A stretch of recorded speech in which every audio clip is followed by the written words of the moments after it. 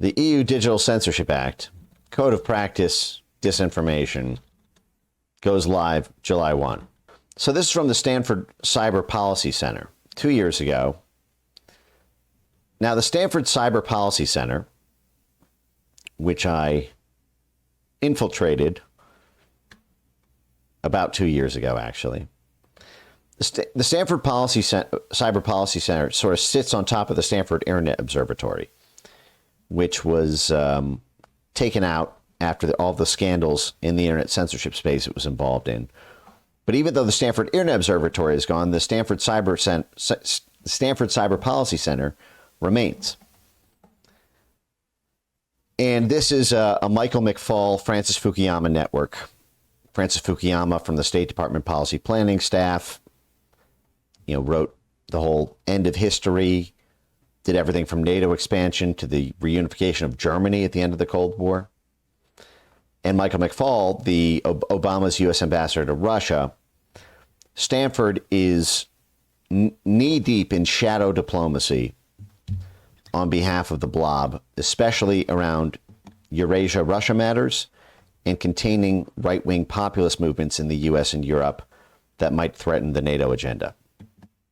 So I thought it was very interesting that they would, because they've been cheerleading and working with the EU to create a set of laws that would impact U.S. companies and force them to censor Trump folks.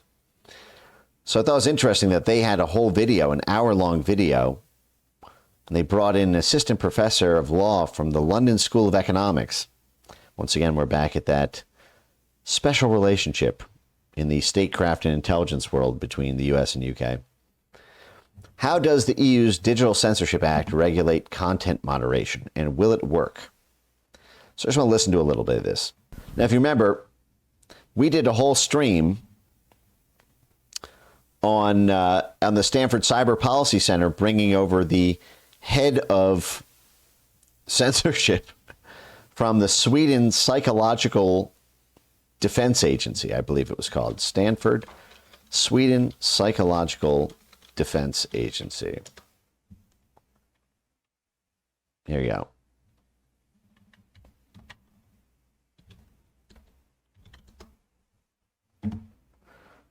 Stanford Cyber Policy Center, Psychological Defense.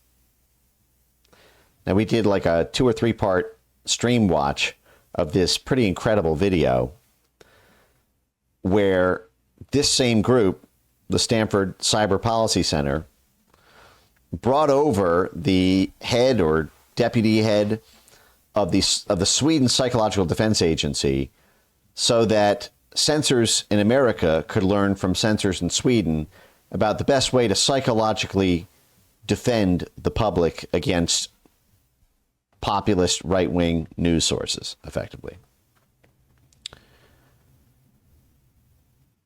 Disinformation. So this same place is also doing, will the EU's new censorship law work? Hello, and welcome to today's Cyber Policy Center lunch. We are extremely fortunate today to have Dr. Now, this is an interesting title. Do you guys see this title? I'm gonna just Daphne Keller, Director, Program on Platform Regulation. You guys see this right here? The title? Program on Platform Regulation.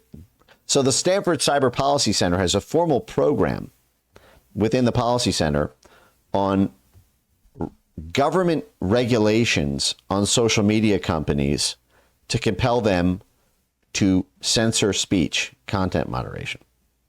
Isn't that crazy?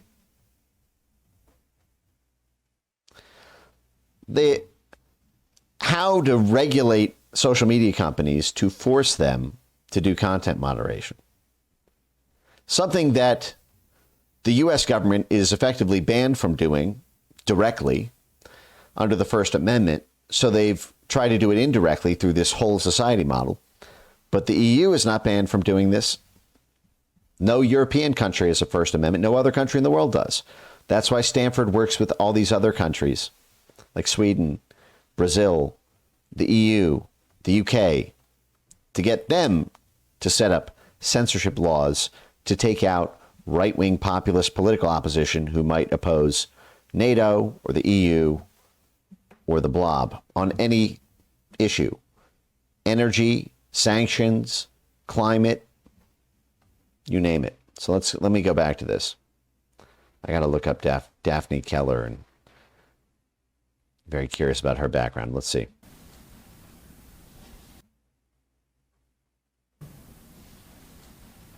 Sorry. I'm going to look this up in the background. Hello, and welcome to today's Cyber Policy Center lunch. We are extremely fortunate today to have Dr. Martin Huzebek here to speak with us. He teaches at the London School of Economics and is, in my opinion, one of the foremost scholars of platform regulation with a focus on Europe and a comparative expertise in the things that we've done here in the US. And so he is here to talk about probably the most important item of platform regulation of our generation, which is the EU's new Digital Services Act, or DSA. This is a huge overhaul of what it is that platforms from Facebook on down to a local preschool blog have to do in managing the content provided by users. It creates. So she's saying what I've been saying. This is a huge overhaul of how the internet works by introducing a government regulatory body that controls and forces compliance over a platform's ability to host speech, a platform like X, a platform like Google, a platform like Facebook or Meta, all the way down to smaller sites. Interestingly, again, the Freeman Spigoli Institute is run by the arch blobster Michael McFaul, FSI Stanford, the guy who wrote the whole books and thesis and white paper on how to successfully orchestrate color revolutions, including a 7-step guide we went over on stream last year. Michael McFaul is the director of FSI, which hosts the Stanford Cyber Policy Center. International Affairs analyst at NBC, columnist for the Washington Post, served for 5 years in the Obama administration, special assistant to the president, senior director for Russian and Eurasian affairs at the National Security Council, and U.S. ambassador to Russia. I believe he was kicked out of Russia for trying to overthrow the country in the color revolution. Earlier books include Advancing Democracy Abroad, Why We Should, How We Can, Transitions to Democracy, How to Overthrow Governments, to put them through a democratic transition. All Russiagate shit. He teaches courses on great power relations, democratization, and revolutions. How? You say you want a revolution?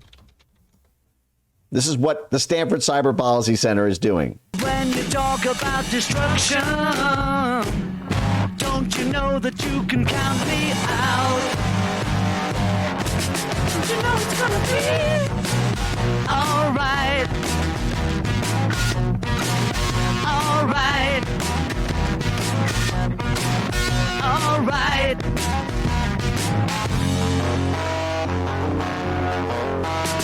You say you got a real solution. Well, you know, we'd all love to see the plan. You asked me for a contribution. Well, you know, we all do what we can. But if you want money for people with minds that hate, all I can tell you is, brother, you have to wait.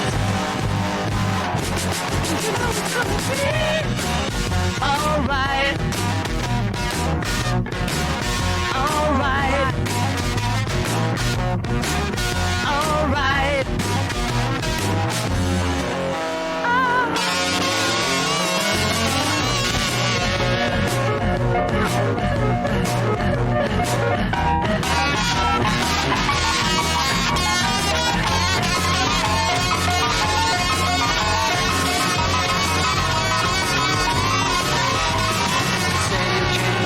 Constitution. Well, you know, we all want to change your head. All right. Enough of that. So Michael McFaul's, the National Endowment for Democracy's in-house journal, therefore the CIA's in-house journal, has a whole separate page called Michael McFaul's Greatest Hits, and notes that for 30 years, Michael McFaul has been publishing in the CIA's in-house journal about insights into democratic transitions, meaning toppling governments in the name of democracy. That's the guy in charge of the center hosting this censorship dialogue here. Interestingly, McFaul was a Rhodes Scholar as well. They always get him young. Rhodes Scholars and Fulbright Scholars have a weird history of turning up in the intelligence community. Very strange. And of course, there's the London connection. International relations at Oxford University. Just like here, you've got the London connection, with them running it out of the United States, but bringing in a London guy, London School of Economics, to educate us on this. Now a little bit more about Daphne Keller, who runs this program on platform regulation out of Stanford, how the government can force the platforms to censor you. I have her bio here. So she was Associate General Counsel for Google, a Google lawyer. Before that, she was a graduate of Yale Law School. We're back at Yale, that Yale thing. I'm curious about some of her pieces here. But let's listen some more.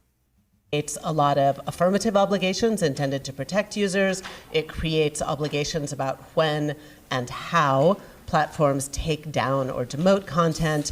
And because it will reshape the behavior of the big... Take down or demote, algorithmically throttle your content as ordered by the European Union.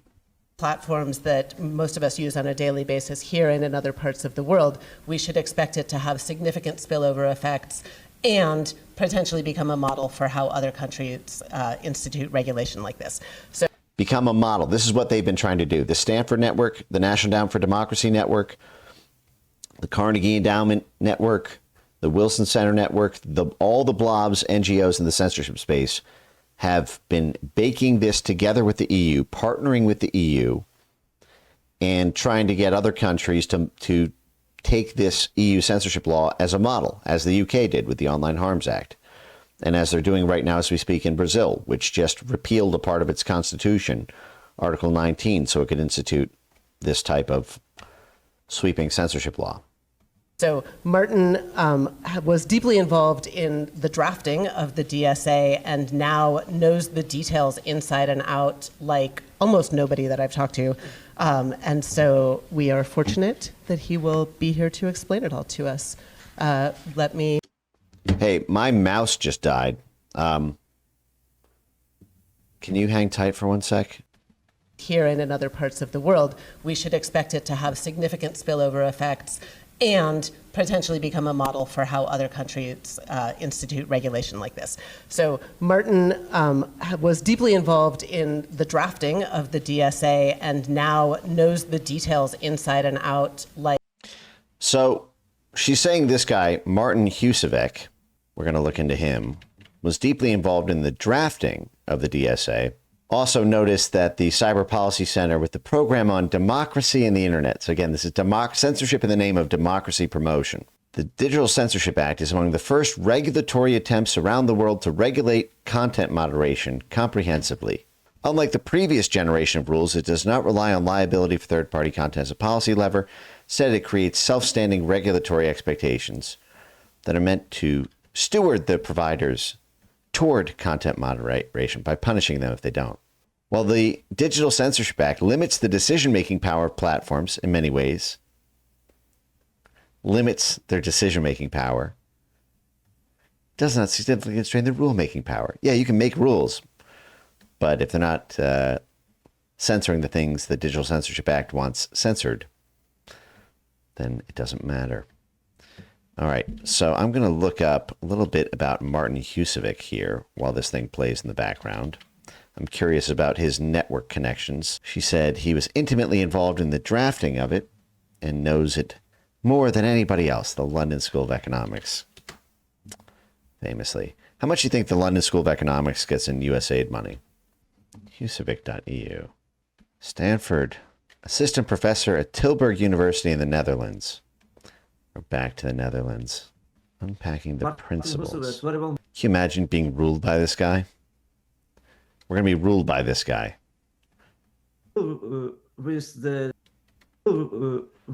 Interesting.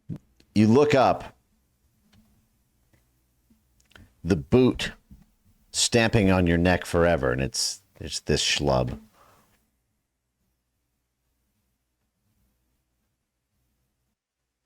This is a CIA Joint Tech Policy Press. This is Renee DiResta and Dean Jackson, all those guys.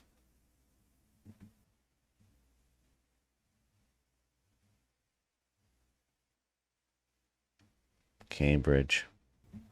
Appointed expert at the Observatory on the online platform economy, European Commission.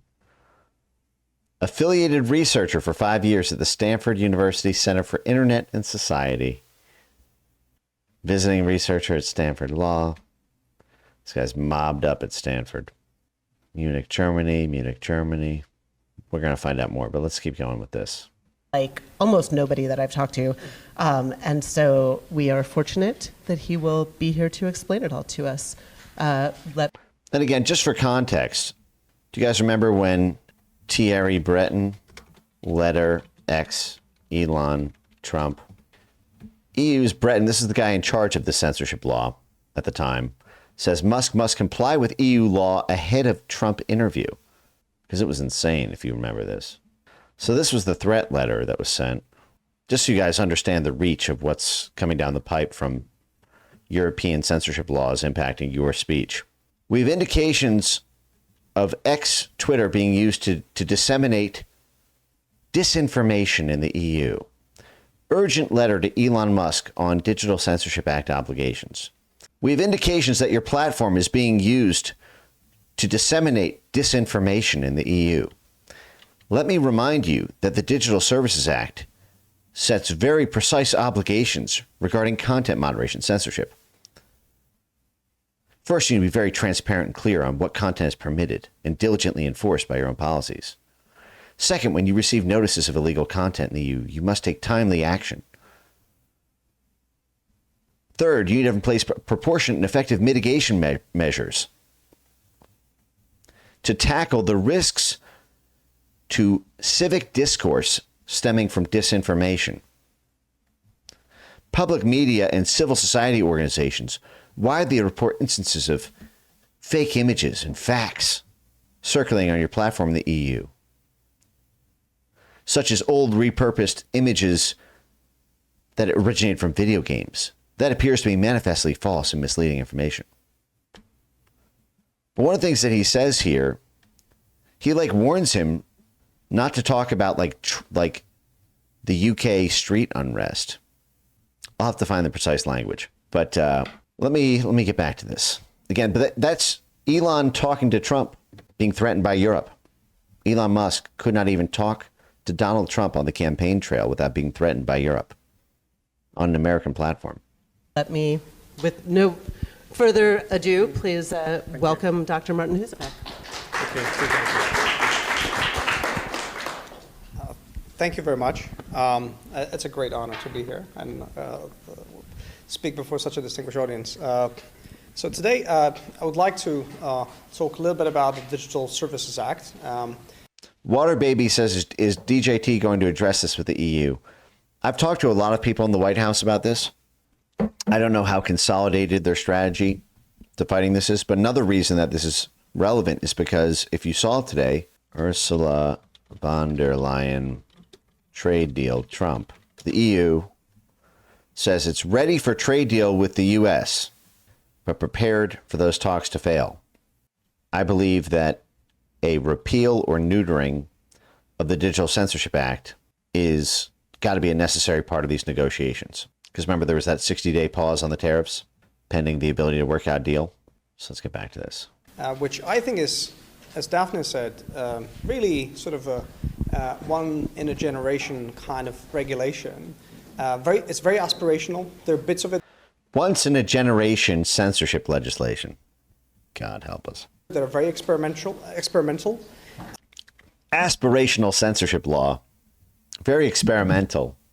But I think it's quite interesting to, even if the SA potentially won't have the spillover effect, the Brussels effect, as some people call it, here in the US, is to see. They're hoping for a spillover effect in the United States to chill speech in the United States.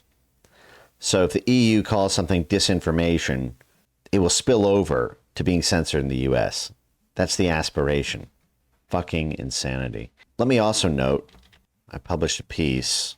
USAID drove this. There are 23 funded organizations, US government funded organizations behind this. NewsGuard's a signatory, Global Disinformation Index, GlobSec. All these are US government funded, and they helped create this. They're partnered with the European Commission. These companies are actual enforcers. NewsGuard, Bellingcat, government-funded University of Taru, Estonia. In fact, I think Lithuania, where Soros is so dominant. Romania, Moldova, Slovakia, Belgium, Cyprus University, which got $300,000 from the State Department in grants for misinformation and media literacy. NewsWhip, $300,000 from the State Department. Oh my God. AFP in France, the world's oldest news agency with over 300 million annual revenue, got $10 million from the U.S. government. Most of it came from the U.S. Agency for Global Media. But a foreign news company also got $150,000 from DOD, $300,000 from DOD, $150,000 from state, and $300,000 from USAID. All the organizations involved are disinformation monitoring hubs. AFP is the most, with all these digital media observatories to flag what you say is speech. And the Biden administration put out a plan to beef up the EU Digital Services Act that we're talking about here. Insane. See how Europeans are thinking about a platform regulation, and although many of these things are not necessarily possible under the Constitution of the United States, I think it's still quite interesting to reflect on those regulatory approaches that we are taking. He's saying many of our censorship laws here are not possible under the First Amendment of the United States, but you should still think of it as a model. Find a way. The regulation. If Stanford gets any dollar from U.S. taxpayers, it should be to stop something like this. Instead, it's to support something like this. Obviously Starts with this idea that we need to solve the problem of content moderation. That's a term that you are all familiar with. Content moderation are decisions like these when YouTube is making a decision about whether something is a copyright infringement or blocking an account. It's a decision of Facebook when it decides whether groups that are discussing breastfeeding and members post pictures should be able to post that kind of content because of the potential clash with the policy of company about nudity. It's about decisions like these when the world leaders are potentially deplatformed for the content that they share. It's about so your ability to platform or not platform a president will depend on an EU commissioning body. Decisions of companies that stop providing some service to other companies. Whether or not a site, whether Amazon can even host Parler, will be determined by an EU censorship body. Unless you want to get kicked out of the EU market with 550 million customers. Companies because of some potential illegality, or it's about the stopping of distribution of certain apps, like in this case. Stopping distribution of certain apps, and they showed an app, Parler. So those are very consequential decisions, And if you think about the ecosystem, the digital ecosystem is much broader than just social media, obviously. And through those examples that I just shown you, I think you can already see. Now look at all the layers in the regulation.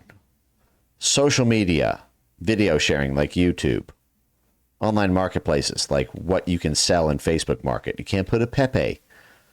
Can't sell a hot sauce with a Pepe branding on it.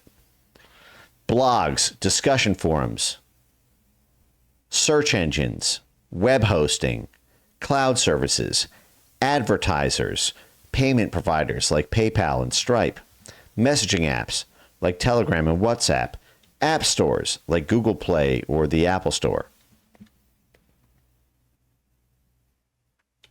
Total control on the basis of disinformation.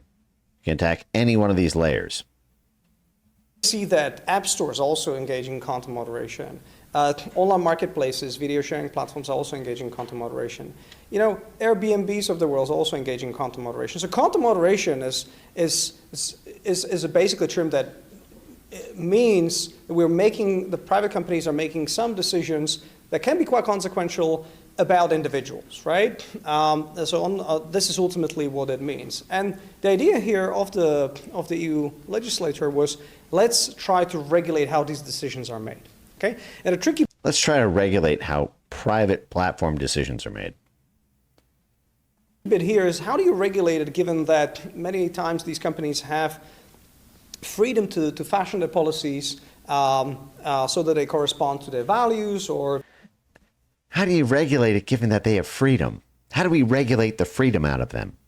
To their business models and in general commercial interests. So how do you exactly do that? How do you resolve that conflict between individuals' due process rights on one hand, maybe their freedom of expression rights, and the company's interest, and as well as someone else's interest, right? If you're trying to, for instance, enforce some type of policies. So DSA focuses mostly on the public side of the digital ecosystem. So the services that you normally engage with. We call them online platforms, which literally means nothing else than a service that stores information that is provided by users and is also distributing it to the public, okay? So there's a public element to it. So content layer is where most of the focus is here. So Digital Services Act is a regulation, entering into force in February 24 for most companies, but for the big guys that I'll talk about a little bit toward the end, for the big guys, it will already enter into force in summer.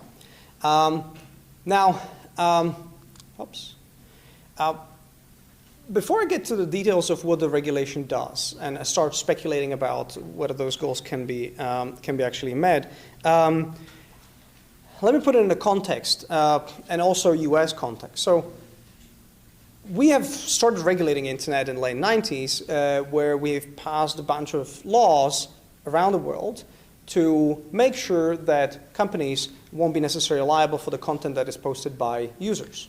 Do you guys see what this is saying? So the first generation, breathing space for speech. Second generation, take away the breathing space.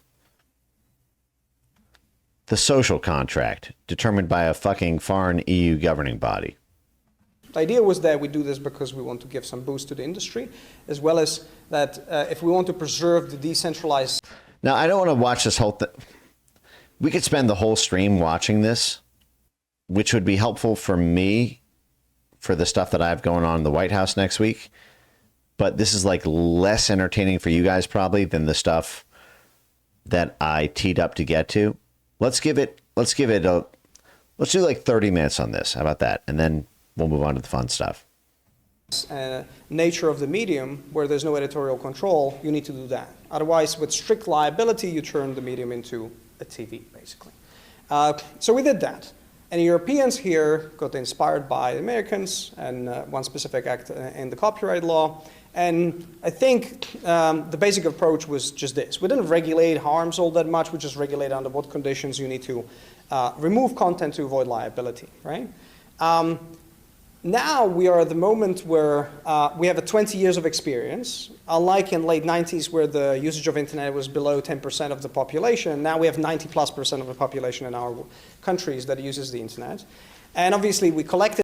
So it was okay to have freedom when only 10% of the population was using the internet. But now that 90% of it does, we need to squeeze the breathing space out of freedom.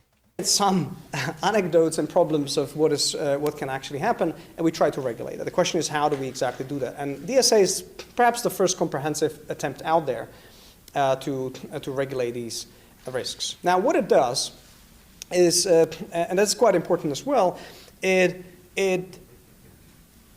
basically first says that the rules that we have developed in late 90s still stand. They should still remain on the books. So this idea that the providers are not liable for the content that is posted by users unless they do something, receive knowledge and then don't take down content, is something that we actually want to preserve, right? Because that preserves the nature of the medium. But the bit that we want to change is the expectations that we have in addition to this. So we decided to regulate the ones that conflict with that. You see the weaseling? We built it with all this breathing space. So we're not going to make you liable for the content you host. No.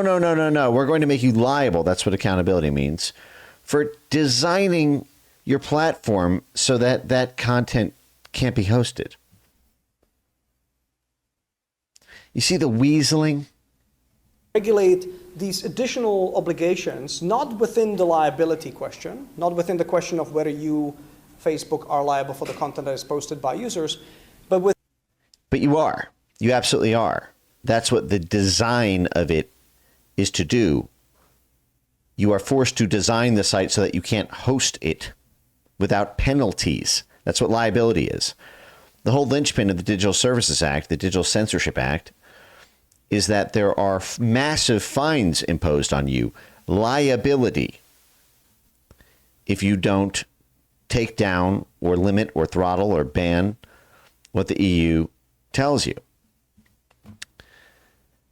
So what he's saying is basically like the Section 230 in the US, which is saying, like, for example, the platform is not liable for, like, if you say something defamatory about me, it doesn't make Facebook liable for defamation because they platformed that. But if the EU identifies it as disinformation, then Facebook is liable for not administering its services in a way that takes that content down or demotes it algorithmically. Within a separate set of rules that we have sort of laid over the system, which is what I call accountability, right? So it's still a legal device, it's still This is the now again, accountability means punishment. Okay? You're going to hear two words, I bet, because this is what they've been saying for 5 years. I was dealing with the EU Digital Services Act when I was in the State Department in 2020. That's how far back this goes. I've told this story before. I got a call from 9 Google lobbyists about how they wanted me to shape EU Digital Markets Act and Digital Services Act negotiations before the negotiations. They used two words, transparency and accountability. And most people are like, I don't know what the fuck that means. Sounds good. Transparency means spies. They get to spy on all the internal data the platform has, so that they can spy on users, spy on what's trending, spy on narratives that they need to see who's disseminating them, spy on all this stuff that's normally private. And accountability means punishment, holding you to account if you do not follow this EU censorship law. So when you hear transparency and accountability, it's spying and punishing. Regulatory expectation, but it's not tied together with this idea of liability. So if you fail to, comply with this regulatory regime, the outcome is not that you're liable from the underlying content. You're just liable for not meeting the expectations of the legal regime. So it is fucking liability, you asshole. Did you hear that? Oh, it's not liability. It's not liability. You're not liable for the content. You're liable for failing to adhere to our censorship rules. He just said it again. Like, listen to that sentence back. Within a separate set of rules that we have sort of laid over the system, which is what I call accountability, right? So it's still a legal device, it's still regulatory expectation, but it's not tied together with this idea of liability. So if you fail to... So it's not tied together with liability. So if you fail to... comply with this regulatory regime, the outcome is not that you're liable from the underlying... If you fail to comply, so it's not about liability. If you fail to comply with this regulatory regime, you're not liable for the content. You're liable for failing to comply with the regulatory regime. Yeah, it is making them liable for it. Liable for hosting the content. They're just liable to you, the EU. You seize the money instead of some private plaintiff. And content. It's even worse. You're just liable for not meeting the expectations of the legal regime, which has its own separate enforcement. And that's quite crucial, because many times people have all kinds of ideas about what the platform should do, and they try to sneak it into the liability regime as conditions. And I think this conscious decision to split the two and say, no, liability is liability, and we have a standalone expectations is a quite crucial one. DSJ 505, we did in part one of this before I had the mouse issue. This is Martin Husovic, who was intimately involved in drafting this censorship law and is now explaining to the little CIA soft power node inside of Stanford for internet censorship called the Stanford Cyber Policy Center, is bringing him over. So, DSA really does all sorts of things. I try to distill the basics here today. But if you look at the guts of the DSA, it's a sort of a system where you have tons of different regulatory expectations tiered according to the type of service, according to the size of the service. But the bit that I want to explain a little bit more is content moderation. So you see what it says here is content moderation, fair content moderation. Article 20, internal redress. Article 21, out-of-court mechanism. Article 22, trusted flaggers. State-mandated trusted flaggers of content.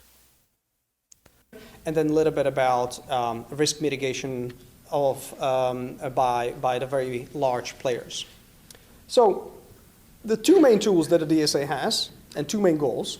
And second is the idea that the companies need to do something to mitigate the risks that the products pose to others. So in the due process, this risk management is what they call, is where disinformation is tucked. They say a disinformation poses a risk to civic discourse. In fact, going back to the magic clip that I keep referring to. So this extremely important post that I did, found this in a video. Yeah, your trusted flaggers are, as I showed you, NewsGuard, Bellingcat. These are the most anti-Trump organizations in the world.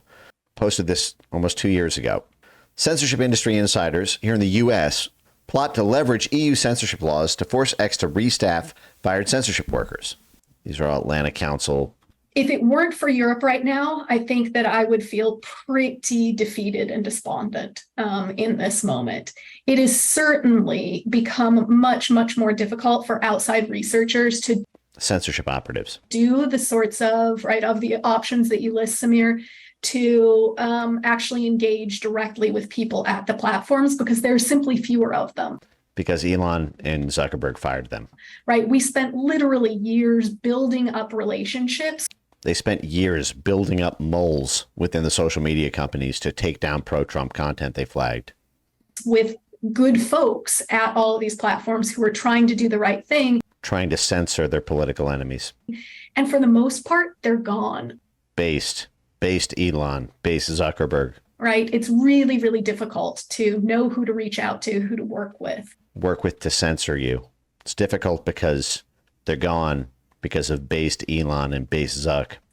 If it weren't for the European Union and the Digital Services Act, I don't know that we'd have much hope of rectifying that situation. Rectifying the situation being the lack of censorship and the lack of censorship operatives within the companies for these outside trusted flaggers to work with to take down pro-Trump content. At all. But given the sort of requirements that for performing risk assessments, for performing risk assessments, risk management, for sharing more transparent information with the public, and crucially for sharing data with researchers, censorship operatives. I do think that we still have some options for leverage to continue the work that we've been doing. The censorship work we've been doing. And hopefully, ultimately, that leads to a sort of restaffing of some of these positions. Forcing trusted flaggers to be rehired because European law requires it. Increased focus again as the DSA begins to come into force and the platforms feel the real pressure of actual enforcement action. So the government will pressure X and Facebook to hire back the trusted flaggers from Twitter 1.0 and the pre-firing of the fact checkers at Facebook. These are American censorship operatives plotting, saying they'd be depressed and dejected if not for a foreign country's First Amendment violating censorship law that forces them to get their censorship powers back. And again, the requirements for, now again, people hear the phrase risk assessment. They're like, okay, whatever, risk assessment. It's like some accountant term, some boilerplate in a contract. Who gives a crap about risk assessments? No. By risk, they mean disinformation and the risk that disinformation poses. Disinformation assessments, disinformation management, almost like a disinformation governance board. Aside, DSA covers both. They want to hit the major platforms. That's what a VLOP is, a very large online platform. DSA basically says, okay, let's slice it up into pieces, this entire process.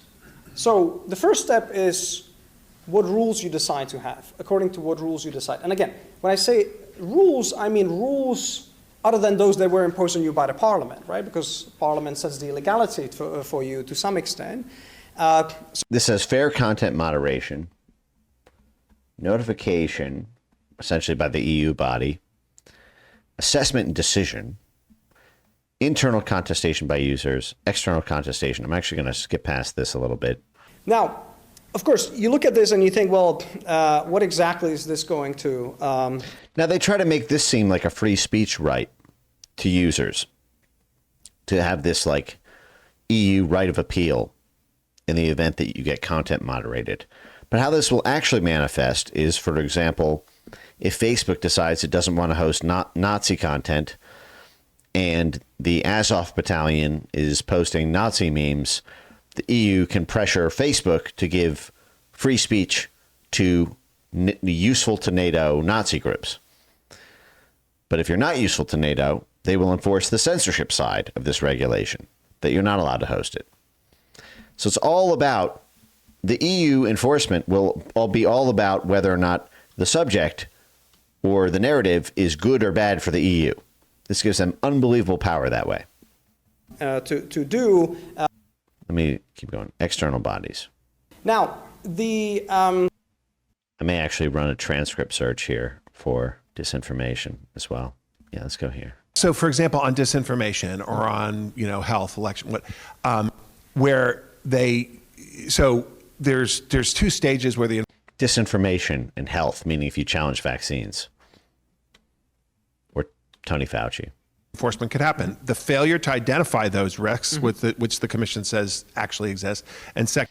So notice how they're justifying the EU having the power to compel platforms to not allow anti-vax reporting on their social media platforms, is justifying it by saying that the platforms failed to identify the risk to public health of allowing that speech. Second, the failure to mitigate. So it's all going to be about mitigate risk. That's just going to mean censor. If I say the COVID vaccines don't work, now Facebook will have to pay fines to the EU unless they censor me because Facebook did not do risk mitigation. Again, these words, they layer this all to take it out of layperson access so that lay people have no idea what the fuck is going on. They just know they can't say that shit on Facebook. And when someone tries to explain to them the regulatory structure that forces Facebook to censor you, they think, risk mitigation? What? Too complicated. No, it's just lathering up censor speak with polysyllabic phrases that bear no relation to what is actually the human experience of being censored. Mitigate Agreed. these risks adequately. And so what maybe I misunderstood. To mitigate a failure by Facebook to mitigate the risks adequately. That's how they will justify the EU forcing Facebook to censor you if you question COVID vaccines. So you're saying that if they adopt mitigation strategies that don't work or that are Adopt mitigation strategies, censorship strategies that don't work, meaning they don't sufficiently censor. insufficient, that they could be fined, Yes, I mean, definitely. even for lawful speech. Well, that's the difficulty, because then the question is, what would be the... So let's talk specific, like disinformation, right? So let's talk about health disinformation, health-related disinformation. And so the company shows that they take efforts to improve the agency of individuals by increasing the amount of verified information about... There it is. There it is. Do you see how he, the guy who's been working on this thing for 6 years and fucking drafted the legislation, do you see how long it takes him to compute the censor speak for it? Look at what went into the framing of that. DJ, play that back. Let's talk about health disinformation, health-related disinformation, and he's trying to find the words to justify censorship by framing it as freedom. The question was very simple. Are you going to fine Facebook for allowing free speech about public health issues? If they don't censor someone who questions vaccines or Tony Fauci, are you going to impose fines? And he says, yes, of course. Yes, of course. Because Facebook would have failed to adequately assess the risk to users' freedom to get verified information from trusted sources. So they're trying to hijack the concept of freedom to say that it's not free speech to let anyone say their own opinion. No.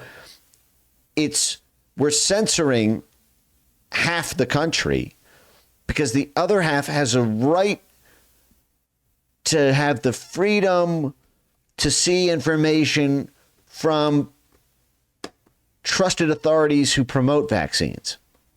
Do you see that? So the company shows that they take efforts to improve the agency of individuals by... To improve the agency of individuals by... Increasing the amount of, verified... Increasing the amount of verified... Information about something and put it... Information about something. Do you see that? Even someone who should be so fluent that just rattles off the tongue because he's been in the fucking draft of the law for 6 years in development. This is how thick the censor speak is. Not even the censors themselves are sufficiently fluent at this point. In a context, right? So just simple labeling and giving more context. And then the argument would be that a commission looks at competitors and says, well, but some competitors are just hiding it entirely, right? And your question is, could a commission here come and say, oh, but you should have been hiding it, but because that's much more effective than simply putting it into context, right? So let's take that. Is that a good example? Simply putting it into context, meaning having a mandatory fact check overlaid on it, like what they did to Trump tweets in October 2020. A state mandated superimposition saying that it's like a state mandated community note, which also goes into the algorithm and dings the post algorithmically because they've they've been fact-checked. Example for your question? Again, there's a question as to what the risks are, and there's a question about whether the mitigation is... Yes. No, I do agree. So if they would fail to recognize something as a risk and completely disregard it, that's an easy case, right? So let's say it's an obvious thing that health disinformation is a problem, and your self-assessment completely forgets about that. I think that's a clear case. A clear case where Europe will steal money from Elon Musk and Mark Zuckerberg now, if in their own risk assessment they don't take sufficient steps to mitigate people who question Tony fucking Fauci. This is not the fun stuff. We'll do that after this, DSJ. You could go after that and say, well, look, I mean, it's pretty clear. You could go after that. The EU will go after that. At this point, look at your competitors, look at the public discourse. This is not a risk you could have simply ignored. This is not a risk you can simply ignore. The risk meaning the risk to the public of hearing the other side of the story. That's a risk to public discourse for you to post true statements that conflict with the EU governing body's agenda. Fucking insane. Clear case. You have to censor anti-vaccine comments or published studies. You have to censor anyone who questions open borders. You have to censor anyone who supports the AfD party in Germany because it's going to be extremism. You have to censor anyone who supports Donald Trump. Well, it's your risk assessment. Has to take into account the damage to public discourse. We need to improve the agency of individuals to be able to have access to verified information from the New York Times. The time, that's not a key thing. But when it comes to risk mitigation, coming back to my example... And risk mitigation just means censorship. Risk meaning your speech, mitigating it meaning reducing it. Taking actions to stop the prevalence of your speech. Hypothetical. I think it will be very hard for the commission then to push back on this in absence of a clear empirical evidence to show that, putting in a context is totally useless. In the absence of clear empirical evidence. Well, great. That's where you get the Atlanta Council Digital Forensics Lab and the Carnegie Endowment for International Peace and the Wilson Center and the Stanford Internet Observatory and the MIT Media Lab to provide that clear empirical evidence. Don't you know that posts that question vaccine efficacy result in 37% increased vaccine hesitancy, which results in 8% annual fatalities year over year, because we just cited this Lancet article talking about how many lives the vaccine saves. It's so easy for them to engineer fake empirical data.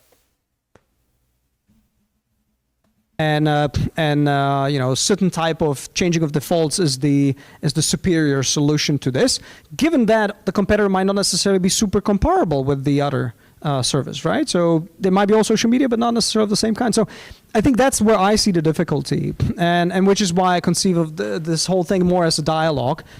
This is not a difficulty at all. And when he says dialogue, that means nice company, Elon.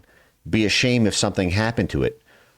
Be a shame if you had to get 6% of your global annual revenue yeeted by an EU commission for allowing someone to question vaccines or an election result.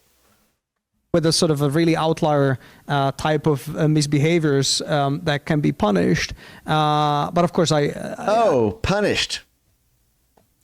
Did the mask slip, Martin? Didn't you mean to say made accountable? I certainly don't doubt that the commission will present it differently, but I just don't see how they would defend that.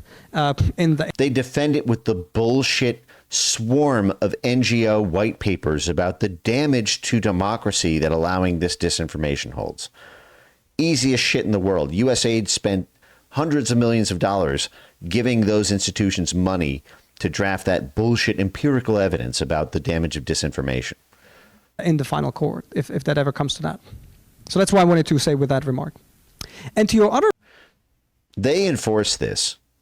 The U.S. Treasury has to impose a fine on every European country that does business in the U.S. They want to steal billions of dollars from our tech companies. We should steal billions of dollars from their agriculture companies, their wine companies with France, their car companies with Germany. You got to make that shit hurt because they are trying to hurt us. Point about the explanation, I totally agree. That's a tension. I mean, there are solutions to it, and I mean, strictly speaking, they should only provide explanation for downranking to an individual if it's individualized, right? So if you were specifically targeted by a CEO that somehow doesn't like your research and said to his engineers, "Oh, can you please downrank?" That's not what the purpose of this is. The purpose is to allow the EU to force the companies to downrank you.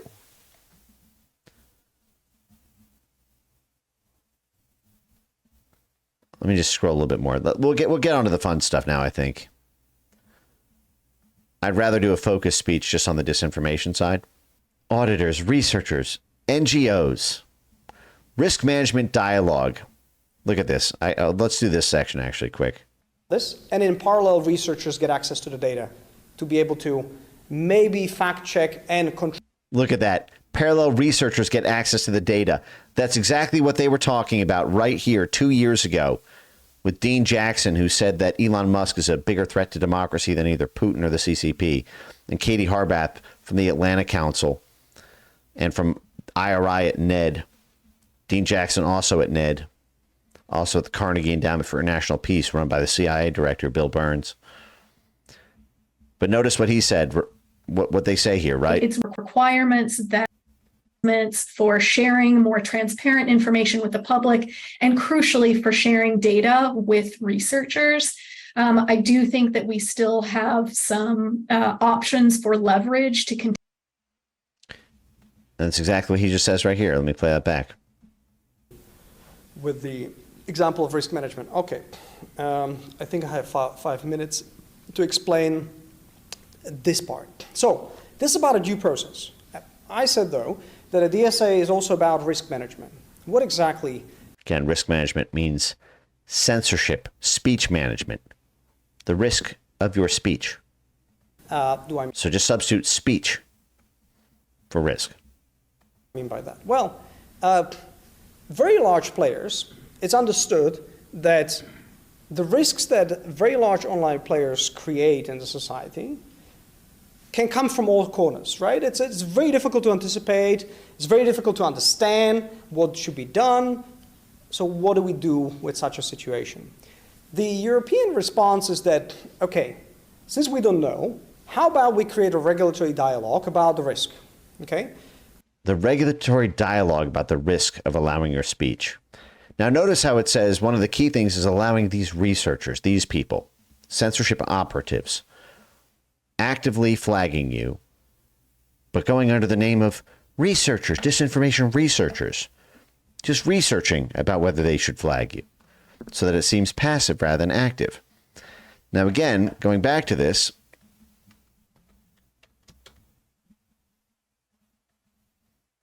notice it's all that the first step is prying into the underbelly to get access to the researchers. Well, what did the White House, the Biden White House, specifically push the EU to do? The Biden Information Integrity Task Force at the White House, which had 26 U.S. government agencies a part of it, including the CIA, USAID, the State Department, specifically in 2022 pushed to establish a partnership with the EU to provide U.S. researchers with access to social media data accessible under the EU Code of Practice on Disinformation. And lo and behold, look what they did. Researchers access. 20 from Unangan. Thanks for listening to this on our behalf and truly fighting to protect our rights. Can hardly stand listening to these people. My brain implodes. Keep teaching us. Thank you, sir. Appreciate that. But the Biden admin asked for this because they knew it would help stop Trumpism in the U.S. and anti-NATO sentiment or anti-EU sentiment in Europe. Censorship operatives spy access, specifically pushed for by the fucking Biden administration in the EU Code of Practice on Disinformation, to get around the First Amendment by having Europe enforce things on America, enforce censorship obligations on American platforms. And we only limit it to the big guys who we know can afford this. So we only limit it to the big guys who we know can afford this. Big social media companies like X, Facebook, Instagram, YouTube, who we know can afford the regulatory compliance because they have to pay for it. They have to pay the EU for the privilege of being regulated by the EU. DSA basically says, okay, the big guys are those who have 45 plus million, and these will be subject to risk management obligations. Speech management obligations. And those risk management obligations have to materialize through annual assessments by the companies that then annual assessments of the risks that hosting speech causes. These companies have to submit to the auditors, and auditors then assess. They have to submit to the speech auditors. And the speech auditors have to assess. And then return them back, and then they follow up on that, improve, and then So the speech auditors respond to the speech authorization requests, and then a dialogue begins. Nice free speech platform. Shame if something happens to it. We don't like this kind of speech. the whole dossier goes to the European Commission. And the European Commission looks at that and says thumbs up or down. We're happy or not. And That's right. Guinevere Owl, speech tax. all companies do this. So you have learning, because you can see, and the public learns about this. And in part, All companies are forced to do this so they can pressure and say, well, listen, TikTok is censoring this. Best practice is Facebook. You got to match what TikTok's doing. X, you got to match what TikTok's doing. parallel researchers get access to the data. And parallel researchers, independent researchers from the Atlantic Council, from NewsGuard, from Bellingcat, get access to this. To be able to maybe fact check and contradict some of the things the companies claim that they're doing. Okay? So the speech management assessment that X will have to provide to Europe and the EU, Renee DiResta is going to get a copy of that. Nina Jankovic is going to get a copy of that. Dean Jackson's going to get a copy. All the censors will get a copy of that. And then they will fact check for the EU the claims made to defend allowing free speech and basically give the talking points to the EU regulators about what they say in the dialogue and the thumbs up, thumbs down, whether or not they're allowed to host that content. So that's the kind of the idea of the regulatory dialogue. I'll tell you some more details about this, but that's the kind of a broader sketch. Now, important here is that I think it's really a regulatory dialogue. It's not like the regulator has exact idea of what you should be doing. I think the very idea.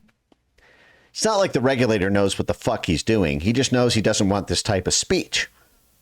And the dialogue allows us to kind of work out a solution before we fine you so that you can make this decision unilaterally. So it doesn't look like we have, you've only done it because the government forced you to. The government just threatened to force you to in the dialogue and you complied.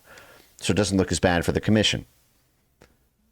Why we have this dialogue rather than like a hard rule is because we don't know, and the companies know better to some extent. We don't know the best way to censor this particular speech. Oh, you say this climate change thing is bullshit.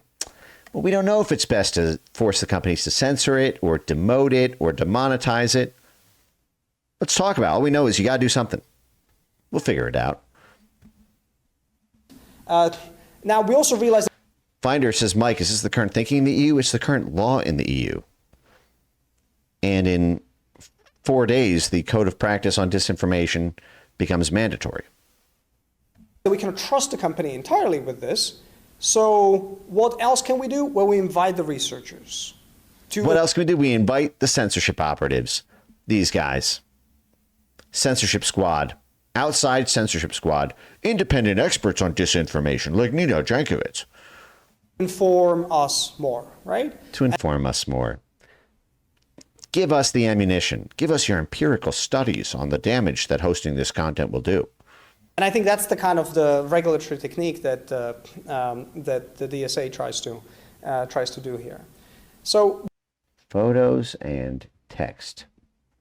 Photos, text, audio, video, everything.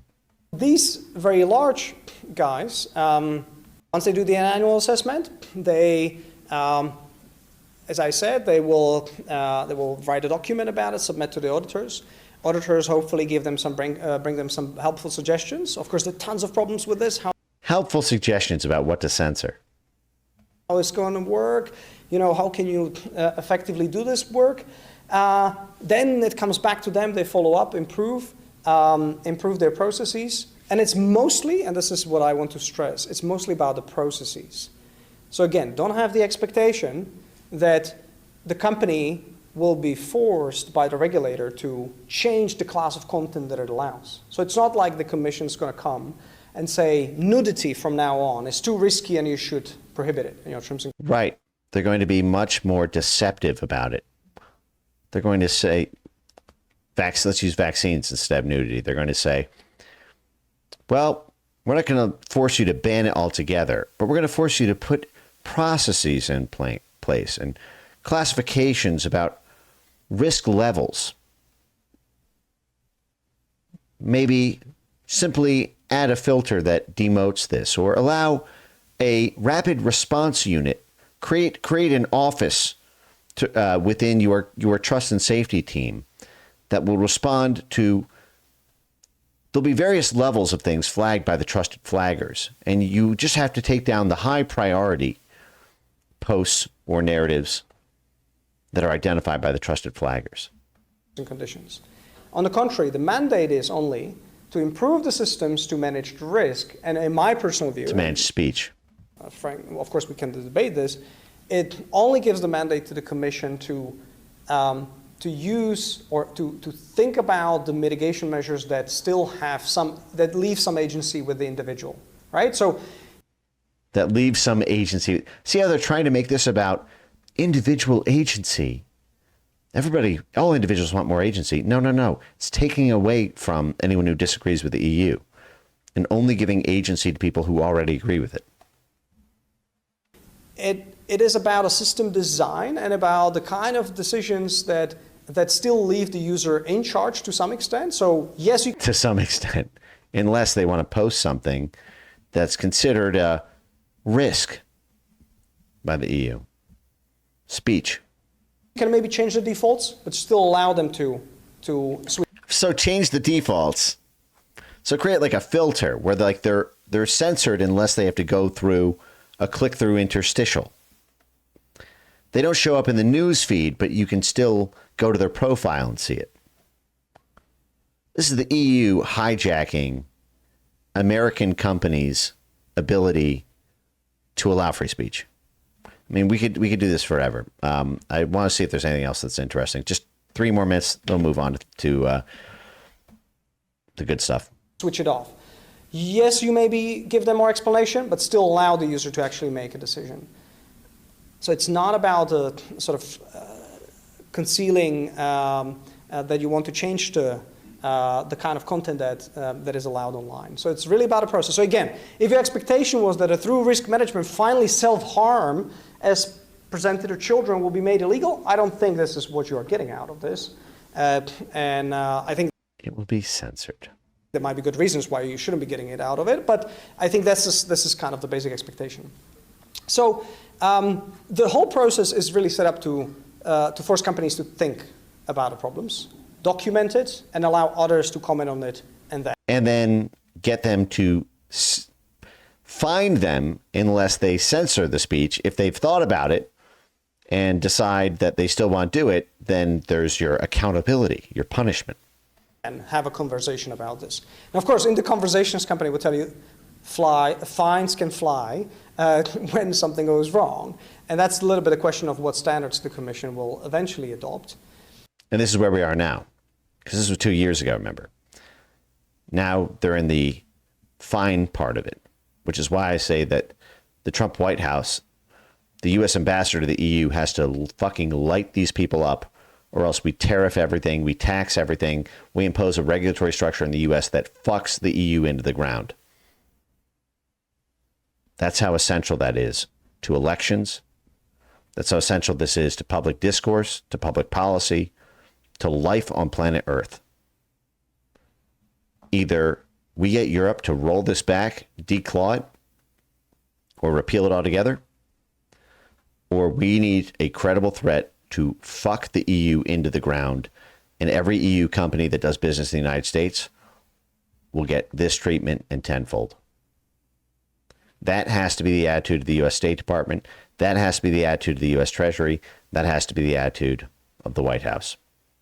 Severity and probability of risk of speech. Let me try to zoom into this. Advertising. They're going after the money.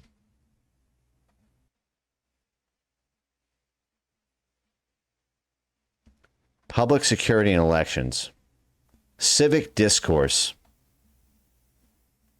If what you say does harm to civic discourse, because you've published a study that shows that the vaccines don't work. Electoral process, if you question electronic voting machines.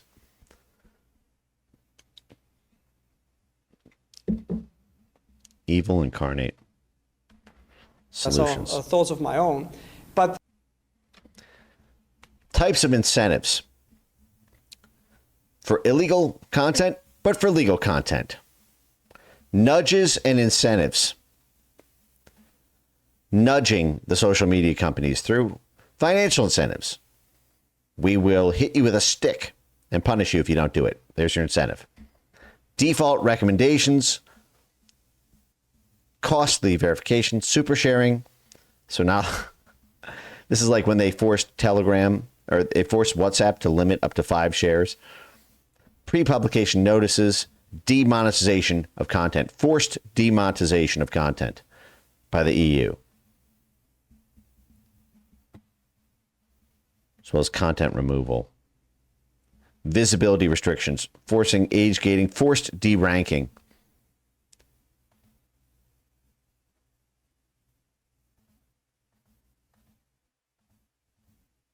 This thing's going to be stopped now. Okay. All right. You see what I mean? I don't want the White House distracted by Iran right now.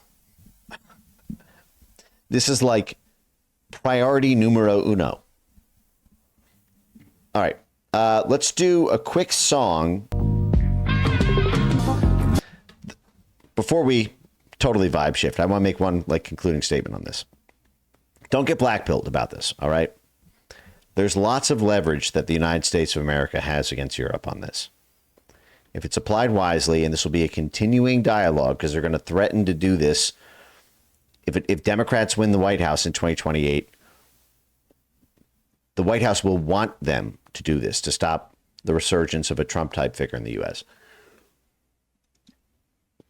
But take a little heart. Like I feel the mood of the chat, and part of this is because I wasn't really joking around during this because I'm sort of in dialed-in researcher mode. But we've gotten so many wins on the free speech issue over the past 5 months. It's crazy. From killing the National Science Foundation grants, that's like $100 million we cut out of it. The USAID grants, the State Department grants, a ton of the Pentagon grants. They're running to Europe to get funding. The EU has set up all these funding bodies to try to fund the censors. They're even what's happening at the U.S. Agency for Global Media and the censorship shit out of there. We cut that. And now Europe is funding U.S. Agency for Global Media entities to try to offset it. And they're dipping into private philanthropy. So they're trying to get Bill Gates to give more money for censorship stuff, and the Open Society folks and the Knight Foundation, Ford Foundation, all those. But this is one of these looming threats and it is going to continue to be one until it's rebuked in its entirety. And so it's a big focus of mine, because now that we've won, we were in this battle and we were losing it for a while. But now we met them at their level, and now we're winning at this level in the US. So what they're doing is they're moving upstream to create global censorship regulations that will nullify our win at the level that the fight used to be. So now we need to go up a level and have this global free speech diplomacy. I think a full task force, an interagency task force, has to be set up at the White House to stop this. To stop this in Europe, to stop this for the comparable law in the UK, comparable law in Brazil, comparable laws that they're working on in Australia and Canada, to all attack X and Facebook and Instagram. But that's kind of like my cross to bear, is like taking this on and trying to advise policymakers on it, because it's thick. And a lot of people, they hear EU DSA, Digital Services Act. How bad could it be? Risk mitigation assessments, big whoop. You need to explain this to people at state, people at White House, people at National Security Council, people at DOD, people at USAID. You understand? That way they can tell the U.S. ambassador to the EU when they have the talks. That way they can consensus build and build networks of influence at all the different sub-EU countries for coalitions, so they can get their leverage in order, set up initiatives to counter it. If you're going to hit the EU companies in return for this, you need to set that up so that when you're at the negotiating table, you already have that as leverage. 25 from Guinevere Owl. Thank you so much for the support of the stream, guys. Really appreciate it. Love the stream. Broccoli cake, all good. All right, we're going to get to the cake in a minute. Okay, that's my piece. So cheer up. We've gotten a ton of wins. The EU has not been able to. They've enforced a lot of fines through the sister law to this, called the EU Digital Markets Act. But this one, has not yet the enforcement teeth. And again, they're going to have that enforcement teeth in four days, but it's going to be a lot of balls for them to enforce it, because it's going to be an international scandal, the first fine that comes down for hosting disinformation. But we need to be in ready position to kick up holy fucking hell when that comes down. You understand? And to use diplomacy to knock it out of orbit as quick as possible. But take heed. We are winning this fight right now, and they've had to dredge this monster up to fight the wins that we've gotten. And now we're going to have that fight. But smile. We're doing well right now. It's just there's this threat, and you need to be braced for it.